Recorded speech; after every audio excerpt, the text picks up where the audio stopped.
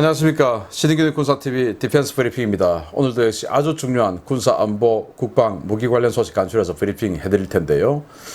미국은 뭐 특수전 많이 하죠. 전 세계 경찰국가 하다 보면 테러 단체들이나 이런 지도자들 또는 그 단체를 괴멸시키는 또는 뭐 핵을 수거하는 이런 특수작전 많이 하는데, 그 특수작전을 지원하는 특수전 화력 지원기죠. AC-130에 레이저 무기가 이제는 진짜로 장착이 됩니다. 그 레이저 무기가 주로 어떤 역할을 할지 제가 좀 설명을 해드리도록 하고요. 그리고 일본, 인도가 중국, 파키스탄 여기를 그냥 깨부시는 인도양에서의 패권을 잡기 위해서 일본이 인도양까지 진출해서 인도와 손잡고 대중국 봉쇄 훈련을 했다라고 하는 상황인데, 전 세계는 지금 완전히 신냉전 체제로 가고 있는 것 같습니다. 알려드리겠습니다. 미 공군 특수전 사령부가 특수작전용 항공기에 고출력 레이저 무기를 장착해서 내년부터 본격적인 운용 테스트에 들어간다는 소식입니다. 앞으로 타겟이 된 차량은 멀쩡히 달리다가 갑자기 엔진에 불이 붙는 상황을 보게 될 전망입니다. 미 공군 특수전 사령부가 AC-130J 고스트라이더에 고에너지 레이저 무기 시스템을 장착하는 개량에 착수했으며, 내년부터 공중 기반 레이저 무기의 운용 테스트가 시작된다고 록히드 마틴이 현지 시각 10월 9일 밝혔습니다. 록히드 마틴은 미 공군이 발주한 고에너지 레이저 AHEL 시스템 시제품 공장 인수평가를 완료하고 최근 공군에 납품했다라며, 해당 시제품은 AC-130J에 장착된 뒤에 지상 실험을 거쳐 공중발사 실험도 실시될 계획이다 라고 밝혔습니다. 미 공군과 록히드 마틴이 공식 발표하지 않아서 정확한 재원에 혼선이 있는 이 레이저 무기는 100에서 150kW급 출력을 가진 것으로 알려졌는데요. 이 무기는 높은 에너지를 가진 레이저를 표적에 일정 시간 쏘아서 표적을 태워버리는 원리입니다. 기존 AC-130J에는 105mm 곡사포와 30mm 기관포, 헬파이어 미사일과 SDB 등 다양한 무장 탑재 능력이 부여되어 있는데요. 미 공군이 고에너지 레이저 무기를 요구한 것은 요인 체포나 암살 등의 특수작전 수행에 있어 기존의 폭발성 화기 대신 아무 소음도 내지 않고 표적 차량이나 임무를 제거할 수 있는 능력이 필요했기 때문입니다. 미 공군은 내년까지는 AHEL 시스템의 평가를 마치고 2023년부터 시범적인 배치에 들어갈 예정인데요. 미 공군은 공중기반 고에너지 레이저 무기를 AC-130J는 물론 드론과 전투기에도 탑재할 수 있는 소형화된 레이저 무기도 개발 중에 있어서 미래의 요인 제거 작전에는 미사일 대신 레이저 무기가 주로 투입될 것이라는 전망이 나오고 있습니다.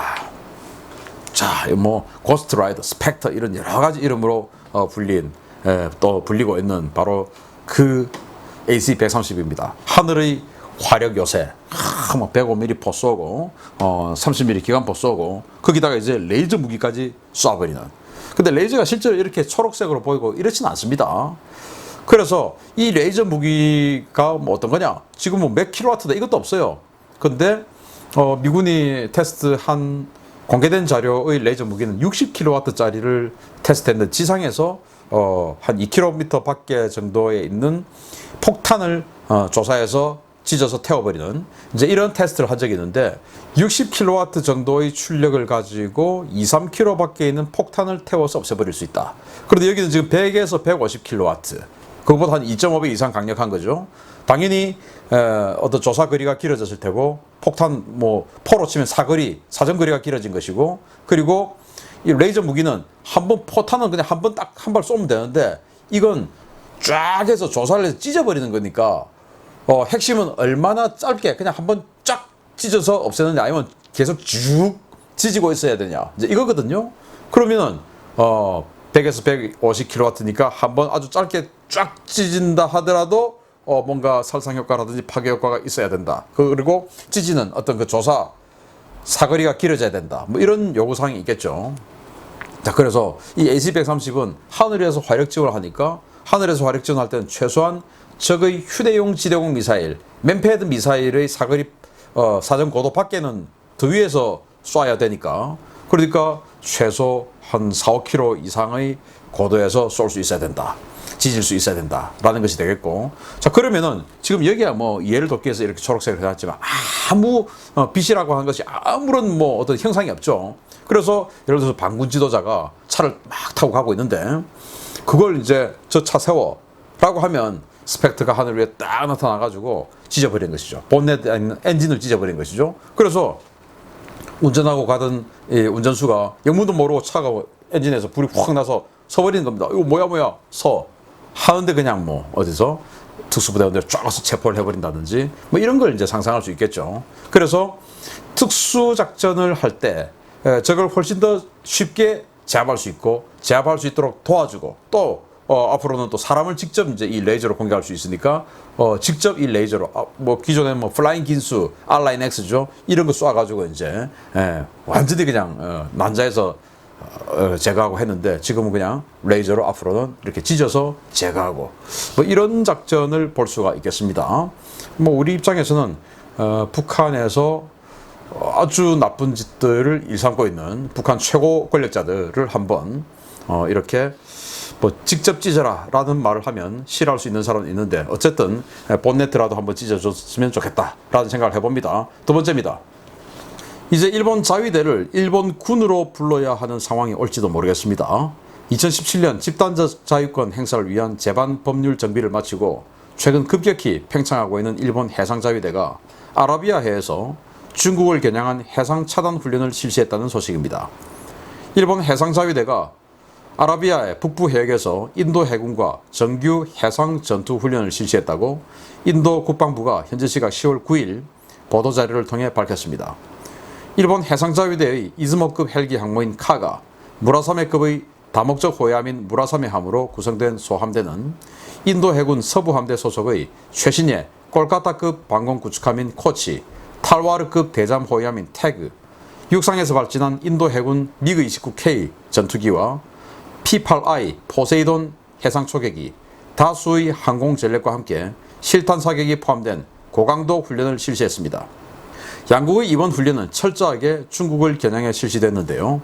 인도 서부 해안에서 발진한 미그 29K 전투기가 일본 함대 장거리 방공을 제공하고 인도 해군 방공 구축함이 카가함에 대한 구역 방공을 제공하는 가운데 항공기와 수상함을 이용한 대함 타격과 대잠 수색 작전이 펼쳐졌습니다.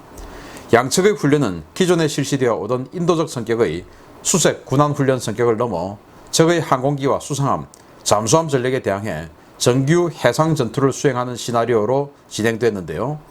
일본 해상자위대가 단독으로 아라비아해에 진출해서 인도와 특정 국가를 겨냥한 고강도 정규전 훈련을 실시한 것은 이번이 처음입니다. 양국은 올 연말까지 일본 항공자위대의 F-15 전투기와 인도 공군의 수호이 30 MKI 전투기를 동원한 연합 공중전 훈련도 실시할 예정인데요. 미국의 대중국 포위망의 한 축을 담당하고 있는 일본도 호주와 마찬가지로 유사시 중국의 생명줄을 끊어놓을 군사력 구축과 훈련에 박차를 가하는 모습입니다. 야, 여기 지금 여기 일본 해상자위대 무라사메함입니다. 이거 그리고 뒤에가 이제 탈와르급 초계함이고 여기 카가함이고 일본이죠. 이건 인도고 그리고 8,000톤 넘는 콜카타급 인도의 방공구축함입니다. 여기에 우리 마라도함에 들어가 있는 2248 에이사 레이더 장착되어 있고 그리고 이제 이스라엘이 장착해준 바락 8 함대공 미사일 100에서 150km 정도 날아가는 그 미사일이죠. 그래서 이 콜카타급이 32발 장착되어 있는 바락 8 미사일을 가지고 이 함대 방공을 지원하고 이제 카가함 지원해 주는 것이죠. 왜냐 여기 뭐 다 그래도 ESSM 있고 자 스스로 방공할 수 있는데 이 카가함은 그게 안 되죠. CIWS밖에 없으니까. 그래서 이제 이 카가함을 방공 지원해 주고 카가함은 여기에 이제 대잠 헬기들 잔뜩 싣고 있겠죠. 또 이 무라사메도 대잠 구축함이니까 여기 이제 아스락 대잠 로켓 미사일도 있고 하니까 무라사메함이 대잠 작전 지휘하고 여기가 또 대잠 작전 또 지휘해서 직접 이제 대잠 작전하고 이 전체 방공은 또 하늘에서 육상에서 날아온 미그 29K 전투기 인도 거죠. 여기가 전체 방공해주고 그리고 또 포세이돈 해상 초기기 인도 거가 날아와서 또 같이 이 카가함에서 이륙한 그 대잠 헬기들하고 같이 또 연합 작전하고 그래서 이 무라사메 콜카타 그리고 이 초계함 여기에서 함대함 전투 함대함 미사일 날려서 적의 함대를 경멸하고 그리고 적의 함대 밑에 있는 적의 잠수함을 찾아서 수색해서 격파하는 이런 훈련을 한 겁니다. 그런데 이제 이 훈련한 것이 아라비아 해다. 인도양 북부 같은 경우 인도양 북부의 중간에 삼각형으로 내려와 있는 게 인도라는 나라 아니겠습니까? 그 인도라는 나라의 서쪽이 아라비아해, 동쪽은 벵골만. 그렇죠. 그래서 아라비아해에 있는 인도 해군이 서부 함대, 이 서부 함대가 이제 됐는데 이 훈련에 참가했는데 그 아라비아해에 있는 인도 해군이 주력이에요. 왜냐? 동쪽의 벵골만 지역은 뭐 거기는 방글라데시하고 방글라데시 독립하는데 인도가 도와줬지 않습니까? 그래서 방글라데시하고 뭐 미얀마 이런 나라이기 때문에 크게 위협적이지 않은데 이 서쪽 해안은 바로 파키스탄이죠. 파키스탄. 우리가 인도 그러면은 인더스강, 겐지스강 뭐 이렇게 아주 상징적으로 생각하는데 그런데 인더스강은 지금은 파키스탄만 따라 흐르고 있어요. 인도하고는 관계가 1도 없는 강입니다. 지금 현재 와서는. 그래서 인더스강 가장 하류에는 카라치라고 하는 도시가 있는데 항구예요. 여기가 인구가 2,300만이 넘는 어마어마한 대도시입니다. 근데 이 카라치항이 중국의 일대일로의 중심입니다. 그래서 중국 일대일로가 여기서 아프리카로 또 중동으로 가는 여기가 완전히 그냥 기착점이에요. 그래서 이 카라치항을 봉쇄를 하면 중국의 일대일로를 봉쇄하게 되고 또 파키스탄 군을 봉쇄하게 되고 뭐 그런 역할을 하게 돼요. 그래서 일본이 이 인도양까지 진출해서 그것도 벵골만도 아니고 아라비아해까지 진출해서 인도 해군과 함께 파키스탄, 중국을 봉쇄하는 이런 훈련을 했다. 이건 정말 전 세계가 지금 이 공산사회주의 그리고 독재 국가들 그리고 자유민주주의, 자본주의 국가들로 완전히 이 양분화되는 신냉전 체제에 들어갔다. 그 신냉전 체제의 선봉에 일본, 인도, 호주, 미국, 영국 이런 나라들이 선봉에 서 있다라는 것을 우리가 볼 수 있고 또 이 독재 세력의 상징은 중국, 여기가 이제 거의 독재 세력의 맹주죠. 그리고 러시아, 그리고 이란, 파키스탄, 시리아, 북한 이런 나라들입니다. 그래서 우리나라가 어디에 서야 될지 뭐 나라 이름만 들어봐도 명확하지 않습니까? 그런데 이 정부는 어디에 서야 될지 좀 헷갈리고 있는 것 같습니다. 정말 자유민주주의, 선진국, 시장경제 체제에 들어가는 것이 맞지 않나라는 말씀을 한 번 더 드리고 일본이 여기까지 가서 이런 훈련을 하게끔 내버려 두는 것, 그것도 사실은 일본의 보통 국가화를 방기하는 것이죠. 그래서 우리 해군력 더 강화시켜서 우리가 이런 데 가서 독재 세력과 싸우는 이런 선봉이 되면 어떨까라는 생각을 해봅니다. 마치겠습니다. 감사합니다.